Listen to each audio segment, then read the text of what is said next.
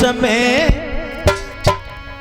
भगवान की कथा में जब जाया जाए, भगवान के सत्संग में जब बैठा जाए, भगवान का दरबार है कि हरि कीर्तन में बैठते समय और कुछ ऊंच नीच का ध्यान नहीं।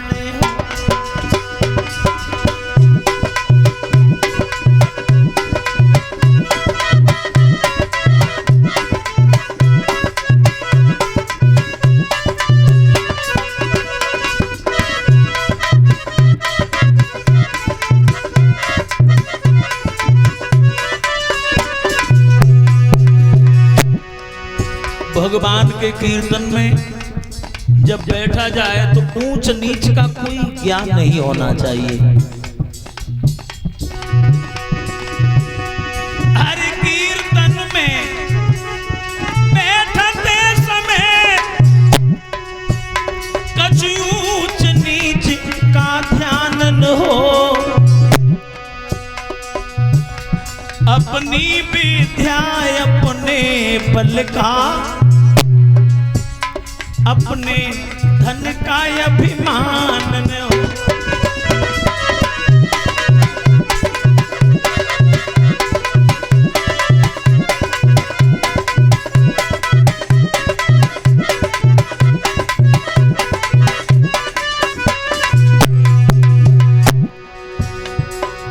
कथा में आकर किसी तरह का अभिमान न हो कि हम बहुत बड़े धनवान हैं, हम बहुत बड़े विद्वान हैं, बहुत बड़े बलवान हैं।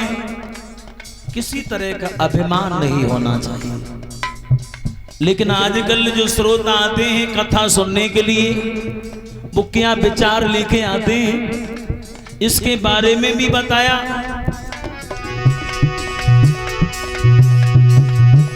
कुछ लोग इसलिए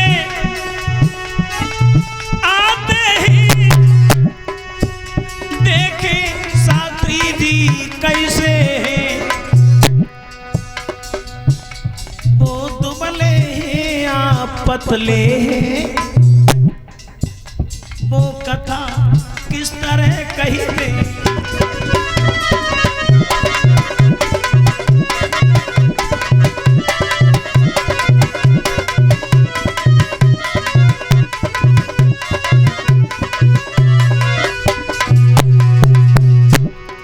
कुछ लोग आते हैं चलो शास्त्री देखे हैं कैसी कथा पढ़ते हैं,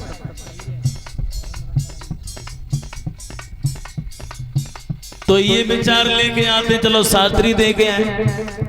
और कुछ लोग क्यों आते हैं माता, कुछ लोग कथा में आकर के बैठे बैठे सोए जाते हैं। कथा सुनन के बदले में जूता चप्पल ले जाते।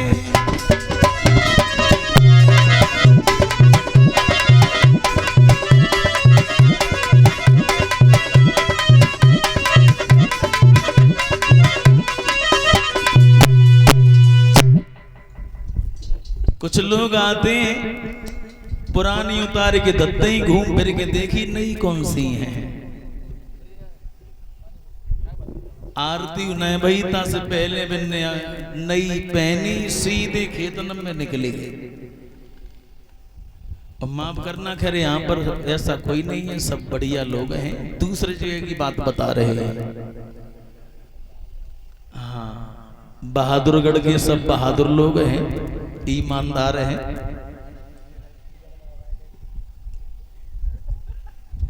तो सुखदेव समझाते हैं कि परीक्षित जी, श्रोता कई तरह के होते हैं। हम तुम्हें भगवान की कथा सुना रहे हैं, मन लगा के भगवान की कथा सुनो। एक बात हम और बता दें आप लोगों को कि ये सुखदेव कौन थे।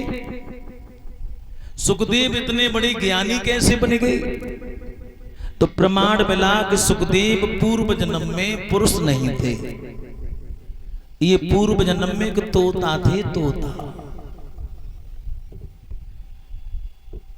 इतने बड़े ज्ञानी कैसे हो गए? सुखदेव के पिता का नाम क्या था? सुखदेव के पिता का नाम था व्यास। व्यासी के पुत्र थे सुखदेव। और व्यासी के पिता का नाम था पराशर।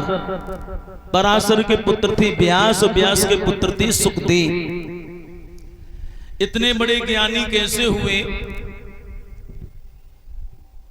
तो भाइयों बताया, एक बार भगवान भोले बाबा कैलाश पर्वत पर रह रहे थे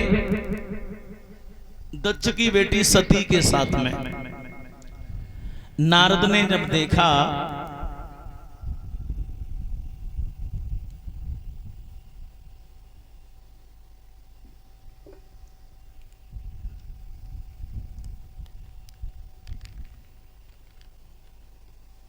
तो नारद विचार करने लगे, बहुत दिन हो गए भोले बाबा सती में झगड़ा नहीं हुआ है, और आज हम चलते हैं भोले बाबा और सती के बीच में झगड़ा करवाते।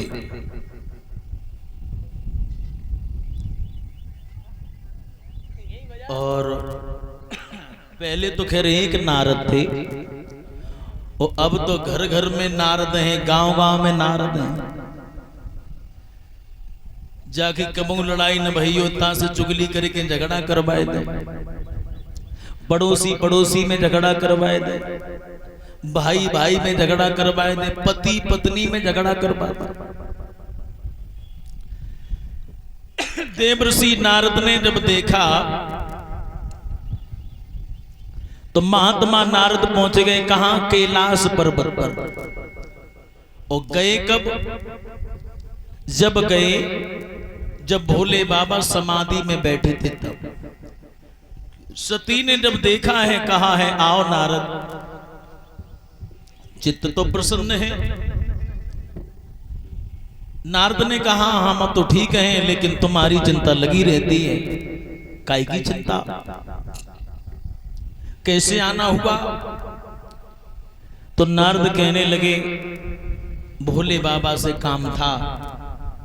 अब भोले बाबा तो समाधि में बैठे हैं। सती बोली तो भोले बाबा समाधि में बैठे, हम थोड़ी समाधि में बैठे हैं, कोई बात है हमें बताओ। और फिर मैं तो उनकी अर्धांगिनी हूं। नारद बोले भैया केवल एक बात है, भोले बाबा के गले में जो मुंडों की माला है, जिस माला के अंदर सर ही सर हैं, वो सर किसके हैं? सती बोली इसके बारे में तो मैंने भी कभी भोले बाबा से नहीं पूछा। नारद बोले भैया जब बात तुम पूछियो जरूर।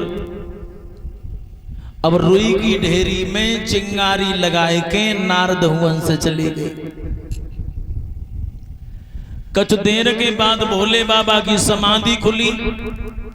सती से कहा सती भांग पिलाओ।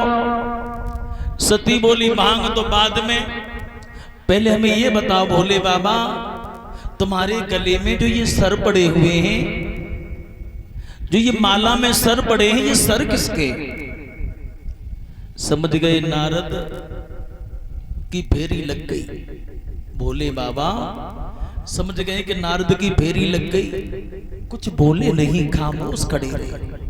सती फिर कहती हैं भोले बाबा तुम्हारे गले में जो मुंडों की माला है, आखिर ये मुंड किसके हैं?